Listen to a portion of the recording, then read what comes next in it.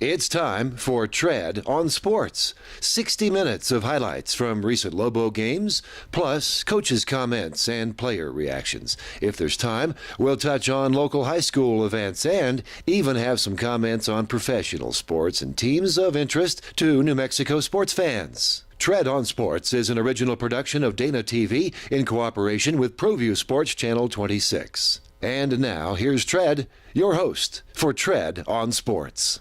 I'm Tread from Tread on Sports, coming to you from the pit lobby today where we have a lot to catch up on. We're going to go all the way back to New Year's and start with the men's conference opener against Fresno State. We're going to see what they did against San Diego State, Utah State, Nevada, UNLV, and also talk about the women and see how they did against Utah State, San Diego State, and UNLV. And we're going to start all the way back in 2016, the final game played in 2016, as the men took on Fresno State in the Mountain West Conference opener. And we pick up the action early in the first half with Tim Williams getting the entry pass from a jet, beats the double team once, gets the rebound, and then beats the double team again. Tim's been getting a lot of double teams this season, and as we'll see in this episode of Tread on Sports, the way he handles the double teams and the way the double teams are brought are very different. Beautiful reverse lay-in here by Hopkins from Fresno State. I was on the ramp when this play happened. Beautiful extension, shot the ball when he was on his way down. It was one of the best plays of the night.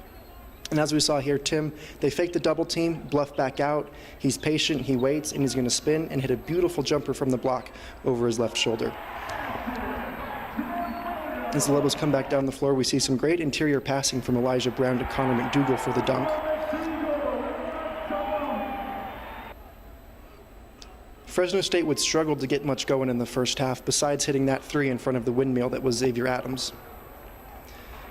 Fun sequence here in transition as the Lobos get an open three from Dane Kuiper, and he knocks it down. Assist from Elijah Brown. Really interesting sequence here as Tim Williams goes up for the shot, gets it blocked by Edu, and Fresno State runs in transition. Looks like they're going to get a bucket, but Sam Logwood gets a rejection of his own, or does he? He does not. They call it back for goaltending. What did Tim Williams have to say about this play? I think I had two shot blocks. One, Edo's just super athletic, and, he got the best of me that play. And then the second time it was behind me, so he blocked it from behind. So, that's what it is.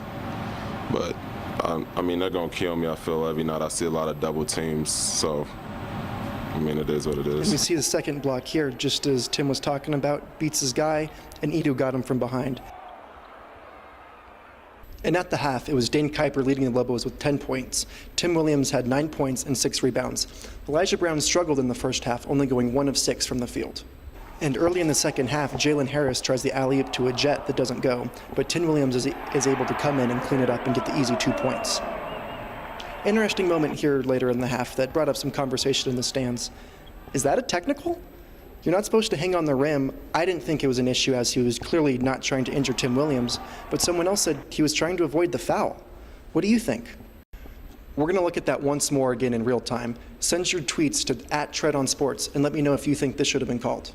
And as we see it again in real speed, you can see the defender's momentum may have carried him into Tim to get the foul call. But anyway, we pick up with Jalen Harris, putting in a nice runner from 15 feet. And getting beat on the backdoor cut was Sam Logwood with another nice reverse from Fresno State. But it was Jordan Hunter who would pull up and knock down that 18-footer. And then Tim Williams says, hey, guess what? I can shoot from outside too. And he gets 2 more points. With 3:57 left in the game, Jalen Harris would go to the line after this play. He would make both of his free throws, which would put the Lobos up 9. And everything seemed great in Lobo land until here at the end when Tim Williams gets the rebound and gets it stripped from him.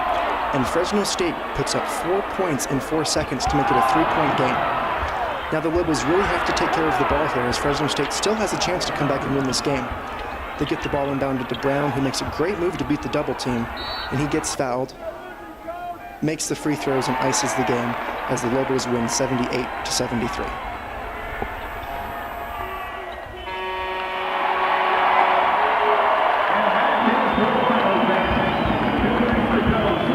And in the game for the Lobos, Elijah Brown was 14 of 14 from the free throw line, finishing with 19 points. Tim Williams had 18 points, chipping in 7 rebounds, and game high score for Fresno State was number 3 Taylor with 17. After the game, we talked to Coach and listened to what he had to say about the game. No, I'll start off. I thought I thought this was a really good game for all of our guys. We didn't get to play as many as I thought we would. But I thought it was a really good indication of the fight we have as a group, the effort they played with. They had many times where they came back in the game, and our guys stayed the course, did what we asked them to do, and were able to push it out and get a really good win. The first win in conference pushes it to 7-0 at home. I thought we did really good. I thought we did a lot better defensively. We had some lulls. I wish I had 8 timeouts because we've been a team that it's a team of 1, 2, 3. It's almost like you got to stop it because if they get 2 baskets in a row, it's going to end up to be 4 baskets in a row. So our guys are getting there. I thought we had good contributions. We had 4 guys in double figures, which was good.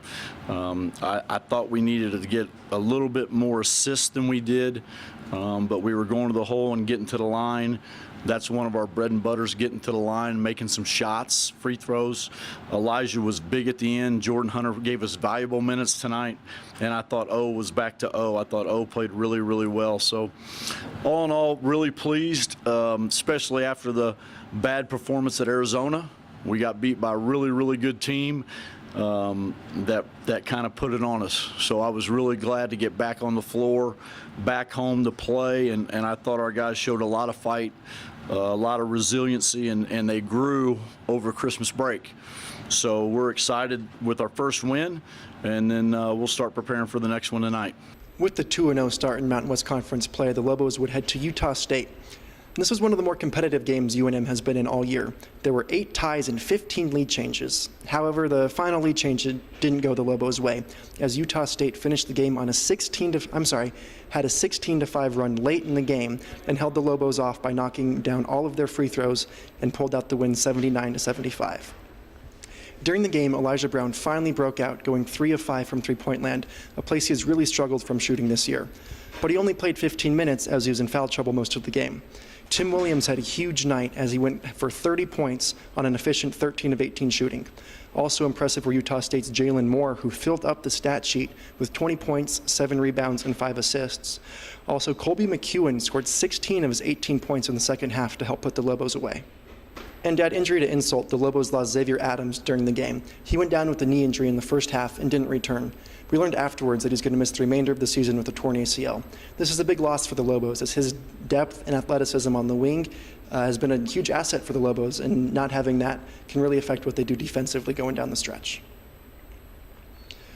Coming up on Tread On Sports, we're going to look at the women's games against San Diego State on New Year's Eve, and then a home game against Utah State as well. Stay with us.